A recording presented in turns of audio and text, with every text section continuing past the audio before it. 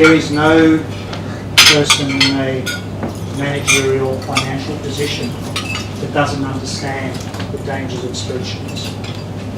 There have been countless studies that consistently will tell you spreadsheets have 90% plus error rates. I've been reviewing spreadsheets since actually the mid-90s. I actually was surprised that it was as low as 90%. I'd only struck one or two spreadsheets in my life that actually didn't have errors. When we're actually proposing to clients, the number of times we've had the conversation where they come back and they'd say, we've run our systems in parallel with yours, you've got a mistake. And we say, well, no, actually, I don't think so. And then they dig into their formulas and find that somebody's hard-coded $8 million into a formula. And they suddenly realise that for the last 3 years, they've been out by that amount. Right? That's not a one isolated incident. We see that again and again. So people actually know that. People, I mean, even the global financial crisis we talked about, people say part of the reason that we got in there, who this is, I don't know, it's because of an error in a spreadsheet. Somebody did a wrong calculation, which triggered a particular ratio, which triggered certain activity, which resulted in a global financial crisis. So basically, once they hit some particular ratio, they start reining in, pulling back loans. And now there's a theory that says that that ratio is incorrectly calculated in the spreadsheet, so they start pulling the loans a little bit too early, which led to some of that activity. Whether that's true or not, I don't know, but it was certainly in the press for everything. So it's well established. Sarbanes-Oxley, off the back of the Enron disaster, it is actually written in black and white, don't use spreadsheets. It is not the system to go through. Now, that came off the back of the Enron piece. I don't know the details around that. There's non-disclosure and a lot of errors, but obviously there was also a huge element around spreadsheets. So it's well established. When we talk to finance professionals, they know. I've never met a person that will tell me that I don't understand the risk. But they will tell you, I don't have the time, and no, I'm actually comfortable with my systems, I think it works. So that's the willful blindness people actually see. The third component that we strike from time to time, there are sometimes the people who own the spreadsheets that are actually very resistant. So we had an incident very recently where the head of tax was very much in favour of changing systems because he knew the risk, but the person who ran the function had their particular spreadsheets, which they closely tied to their ability to hold their roles, and ended up being a blocker, and they didn't actually put it through. That risk will manifest itself at some point in time, but that's rare. That doesn't happen a lot. The primary drivers are basically people know they need to change and they're not changing. That's what willful blindness is all about. It is a legal concept. It's actually very real. That's what we're actually saying. From the perspective of the clients Deloitte works with, helping to improve processes and controls, the clients are absolutely focused on trying to do more in terms of dealing with complexities and challenges from the revenue authorities, yet also trying to deal with cost cutting and less resources. And then we do ask, well, why are you still using those spreadsheets? And I think in some cases it's fear of change.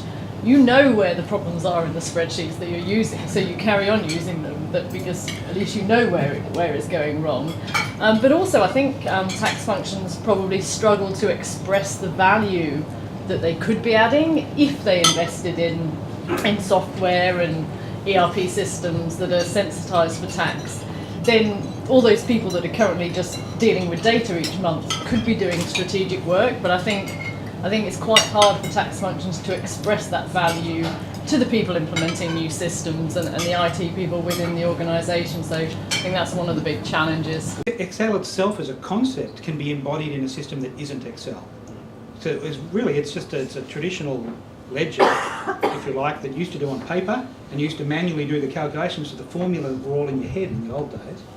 So Excel was a shortcut to what you used to do on paper. So there's still nothing wrong with Excel.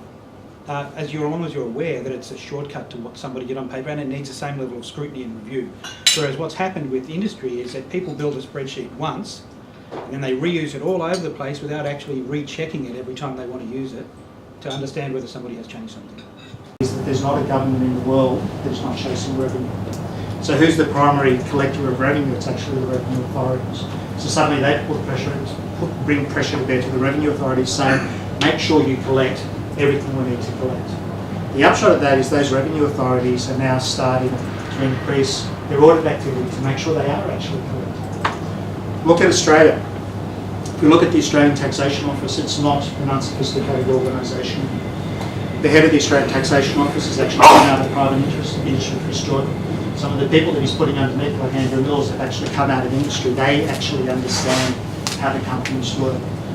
The sophistication within the tax office is increased. So we're all familiar with the bank feeds and the automated feeds where they actually can pick up things where people haven't made disclosures. The quality and the knowledge within the organisation has increased. So when you have that same conversation, say, with a tax partner, the tax office is now a worthy adversary, and they could win or they could lose. That environment has changed a little bit. That pressure, of course, then pushes down to organisations because all of a sudden they're looking for the additional revenue. The other piece that's now changed is we've moved from the random audit model to the risk-based model. Right? So what they're saying is we're not going to waste time chasing grandma down the road in case she's paid a $3 error in a tax return. What we're going to do is we're going to profile all the organisations, and for those organisations that we think are of a high risk, they're the ones we're going to focus on. So they've developed this 4-quadrant system, and if you're unfortunate to be in the high risk, high probability quadrant, the tax office pretty much sort of perched in your lounge room all the time. Right now, one, the risk of having the regulator living on your premises, and two, the amount of effort that's actually required. And guess what? It's actually the professionals that are supposed to look after this as well. With the revenue authorities becoming more active, the pressures and the penalties of actually getting it wrong are now actually coming through to a board level, to senior exec level. All of a sudden, from time to time, you'll see in the press in the UK they were contemplating criminal charges against the exec if they got it wrong, if there was some type of wrongdoing. Increasingly, the pressure's going back to the exec. All of a sudden, the people that are sitting on the exec are thinking, geez, my head's on the line here, I better make sure it's correct. So then the pressure goes down to actually push better reporting. Tony, just to sort of confirm that point, I was at an evening event recently where we had a panel of board members who were each on a number of boards, and they said tax was on the agenda of all of their boards this year because of the increased reputation risk and the risk of the ATO coming in, using management time to deal with these issues. Correct, thank you. Correct. And the other piece, of course, is, as people will know over the years, the concept of actually keeping your finger on the pulse and knowing exactly where your business is at any point in time has permeated across all businesses. So once upon a time, people would look at their annual financials down, they want to know what they're doing all the way through. So there's also that reporting, sort of monitoring the performance of your business on an ongoing basis.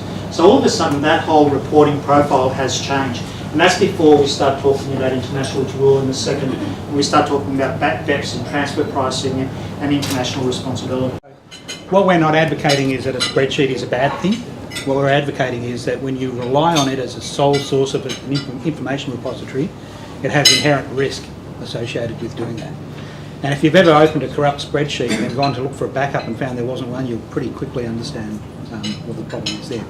And since the spreadsheet's been around ever since we had Lotus 1, 2, 3 and other long forgotten institutions, and if you're saying 90% mistake rates and the average set, that seems to suggest that we've been making lots and lots and lots of mistakes throughout the business community for quite a few decades. Yep. Correct. Yep, that's right. But what we are saying is that there are quite often very specialist calculations that an organisation has that it's entirely appropriate to use a spreadsheet for. So if they have a specific asset treatment that they wish to actually track somewhere, or if they're tracking other information that's pertinent to their reporting, having that in a spreadsheet is fine, but as it needs to be stored somewhere. But what they're actually disclosing and calculating needs to be in the robust system rather than in the spreadsheet. And it needs to be in a form that's auditable and traceable back to where the information came from. So if you can trace back from a number that you've sent off to a regulator right back through to this spreadsheet, which, oh, surprise, it's in the same system, you've then probably got an end-to-end thing that your auditor will be satisfied with. But if you've just got a spreadsheet sitting on drive M in your organisation's network somewhere, and you go to look for it and find that somebody's saved over their weekly shopping list on the top of it, then there's a risk that it's you're relying then on IT and technology to be able to go back through old backups to find out.